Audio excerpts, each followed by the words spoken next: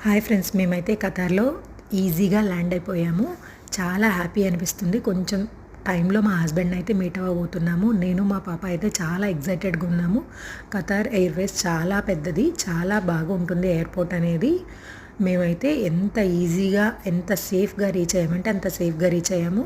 మాతో పాటు ట్రావెల్ చేసిన ఒక ఆవిడ, తనైతే ముంబైలో నెక్స్ట్ ఫ్లైట్ 3 అవర్స్ గ్యాప్‌తో బుక్ చేసుకున్నారు.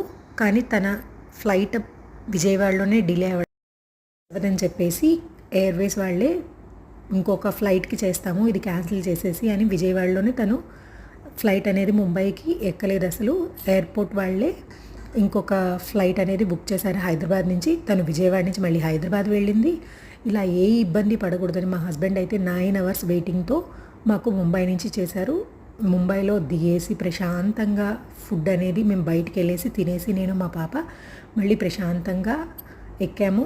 ముంబైలో ఖతార్‌కి హ్యాపీగా రీచ్ అవుతున్నాము. మాదైతే ఈ వింగ్ పక్కన ఉన్న సీట్ వచ్చింది.